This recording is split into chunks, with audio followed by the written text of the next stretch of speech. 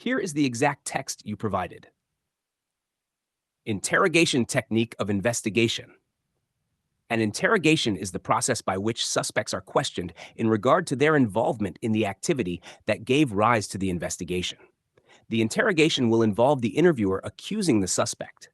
Interrogations may be scheduled at the conclusion of the investigation after all the evidence has been considered. There are also times when, depending on the suspect's behavior, an interview will change into an interrogation. This step should not be taken lightly. Once the tone of the conversation has moved to accusatory, it is virtually impossible to stop and go back to interviewing. A. The objective of interrogation is eliciting confession. B. In interrogation, the attitude of the interrogation officer becomes accusatorial. C. In the interrogation, the investigator will do most of the talking. D. The questions asked of the suspect will be more direct and less open-ended. The accusatorial method. According to an accusatorial method, police questioning of suspects consists of two phases. In the first phase, the investigator generally conducts a non-accusatorial interview to determine whether the person of interest is indeed the suspect and should therefore be formally interrogated, e.g., the behavioral analysis interview, BAI. A major facet of this determination of guilt is a reliance on nonverbal behavioral cues and analyses of linguistic and paralinguistic styles that are believed to indicate deception, but which consistently have been found by scientific methods to be unreliable. According to an accusatorial approach, it is only following a determination of guilt on the part of the investigator that a formal interrogation of the suspect, the second phase, begins. The investigator is then recommended to employ a variety of psychologically manipulative tactics that are designed to elicit compliance from a suspect in the form of a confession to the crime.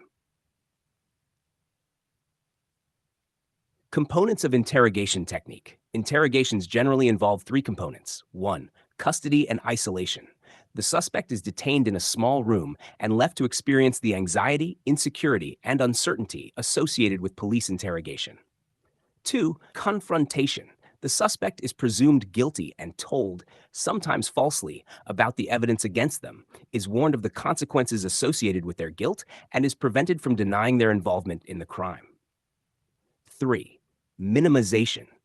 A now sympathetic interrogator attempts to gain the suspect's trust, offers the suspect face-saving excuses or justifications for the crime, and implies more lenient consequences should the suspect provide a confession.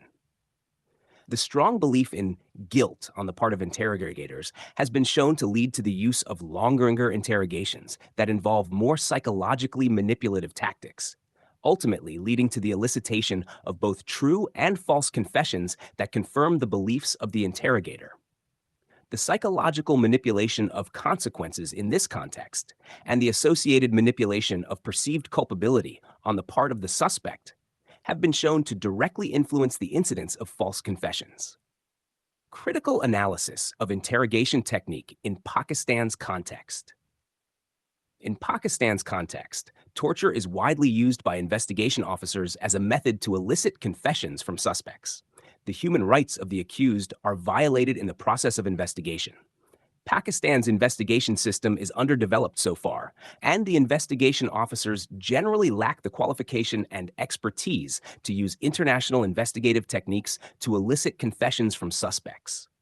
That is the reason why they succumb to the easiest, but the brutal and inhuman route of psychological and physical torture of suspects in police stations or other detention centers. While sending the accused on physical remand, the judge, as well as the investigator, know that the accused will be subjected to torture depending on the social, political, and financial status of the accused.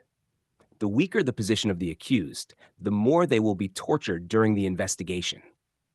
Interrogation is the most serious level of questioning a suspect, and interrogation is the process that occurs once reasonable grounds for belief have been established and after the suspect has been placed under arrest for the offense being investigated.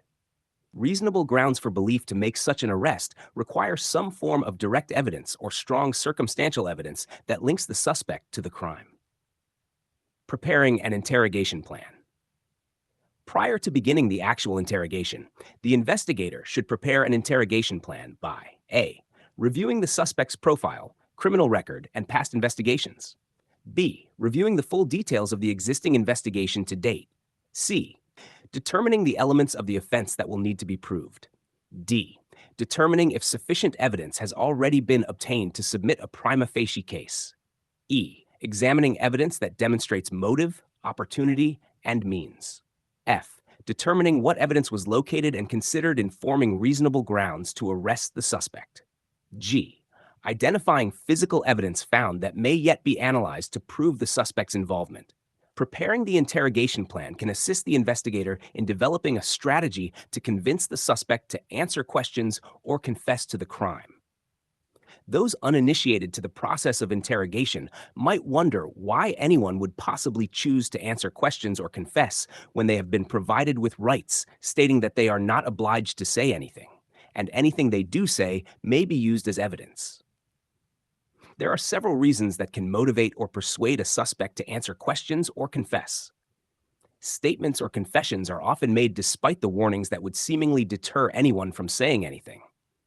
These reasons include wishing to exonerate oneself, attempting deception to outsmart the system, conscience, providing an explanation to minimize one's involvement in the crime, surrendering in the face of overwhelming evidence. Let me know if you need further assistance.